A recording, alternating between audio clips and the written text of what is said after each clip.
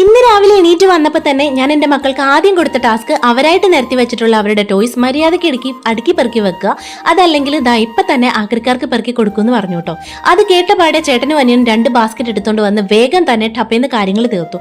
ഇത്രയും ചെയ്ത് കഴിഞ്ഞപ്പോൾ എന്തുകൊണ്ട് ബാക്കി ചെയ്തുകൂടെ അമ്മയെന്ന് ചോദിച്ചു. എങ്കിൽ പിന്നെ ആയിക്കോട്ടെ മോനേന്ന് ഞാനും പറഞ്ഞു കേട്ടോ. വേഗം തന്നെ ജനലൊക്കെ തുറന്ന് പൊന്നൂസ് ജനലൊക്കെ വൃത്തിയാക്കാൻ തുടങ്ങി. ഞാൻ ദാ മാറാലയൊക്കെ പിടിക്കാനും അച്ചൂട്ടൻ നമ്മുടെ TV സ്റ്റാൻഡും ടീപ്പോയൊക്കെ തുടയ്ക്കാനും തുടങ്ങി കേട്ടോ.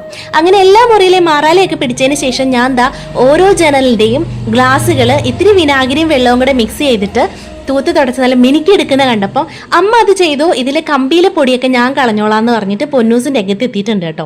അങ്ങനെ ഞാൻ എന്ത് ചെയ്യാൻ ഇറങ്ങിയാലും അതിൻ്റെ അറ്റവും വാലവും പിടിക്കാൻ എൻ്റെ 2 സന്താനങ്ങൾ എത്താറുണ്ട് കേട്ടോ. ഇപ്പം ഈ കാണിക്കുന്ന ഉത്സാഹമൊക്കെ ഭാവിയിൽ ഉണ്ടാവുമോ എന്ന് ചോദിച്ചാൽ അതെനിക്കറിയില്ല, അത് കണ്ട് തന്നെ അറിയണം കേട്ടോ.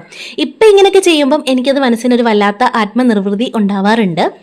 ബാക്കി ഞങ്ങൾക്ക് ചെയ്യാവുന്നതേ ഉള്ളൂ അമ്മ, ഞങ്ങളുടെ കൈയെത്തുന്ന ദൂരത്തേ ഉള്ളൂ, അമ്മ അകത്തെ പണി ചെയ്തോളാൻ പറഞ്ഞു. അതുകൊണ്ട് തന്നെ ഞാൻ വേഗം തന്നെ എല്ലാ റൂമിലെയും പൊടിയൊക്കെ തൂത്തുവാരി സ്റ്റെയർ കേസ് അടക്കം എല്ലാം തൂത്തുവാരി എടുക്കുന്നുണ്ട് കേട്ടോ. മേളത്തെ നില നമ്മൾ ഇതുവരെ കൈ വെച്ചിട്ടില്ല, ഇപ്പൊ താഴത്തെ നിലയിലെ മാത്രമേ നമ്മൾ ക്ലീൻ ചെയ്തിട്ടുള്ളൂ കേട്ടോ. അങ്ങനെ എല്ലാ മുറിയിലെയും പൊടിയെല്ലാം തൂത്തുവാരി അടുക്കള സഹിതം ഞാനെല്ലാം വൃത്തിയാക്കി എടുത്തപ്പോഴേക്കും ഞങ്ങൾ മടുത്തു പോയിട്ടുണ്ടായിരുന്നു. കാരണം അമ്മാതിരി ചൂടാണല്ലോ.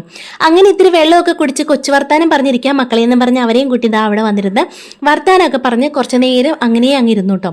പിന്നെ പൊന്നൂസ് പറഞ്ഞു, അമ്മ മതി, നമുക്കിനി വേഗം അടുത്ത പണിയിലേക്ക് കിടക്കാമെന്ന്. അവൻ കാണിച്ച ആ ഒരു ഉത്സാഹം അതെനിക്കും സന്തോഷമായിട്ടോ. വേഗം തന്നെ വെള്ളം കുപ്പിയൊക്കെ താത്ത് വെച്ചിട്ട് ഞാൻ ദാ തുടയ്ക്കാനായിട്ട് ഇറങ്ങി. അവനവിടെ സിറ്റ് ഔട്ടൊക്കെ വൃത്തിയാക്കിക്കൊണ്ടിരിക്കുകയാണ് കേട്ടോ. ഇതിനിടയ്ക്ക് അച്ചൂട്ടൻ കുളിയൊക്കെ കഴിഞ്ഞിട്ട് ഡ്രസ്സൊക്കെ മാറി അവിടെ വന്നിരിക്കുന്നുണ്ട്. ഇനി അവൻ ഒന്നിനും ഇറങ്ങത്തില്ല, അവന്റെ മേത്ത് പൊടിയാവും അത്രേ. എങ്കിൽ പിന്നെ സെറ്റിൽ കയറി പാട്ടും കെട്ടിയിരുന്നോളാം ഞാനും പറഞ്ഞു കേട്ടോ.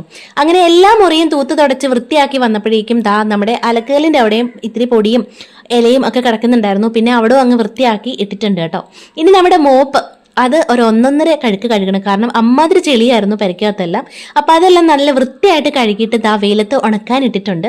ഇത്രയും ചെയ്തപ്പോഴേക്കും എൻ്റെ എനർജി ലോസ് ആയിട്ടുണ്ട്. 2 ഈന്തപ്പഴം കഴിച്ചുകൊണ്ടിരുന്നപ്പോൾ അമ്മ വിശക്കുന്നു, ചോറ് താന്ന് പറഞ്ഞു കേട്ടോ. ഇനി ചോറ് കഴിച്ചിട്ടാവാം നമ്മുടെ ബാക്കി പരിപാടികൾ. അപ്പം ഇത്രേ ഉള്ളൂ, ബൈ.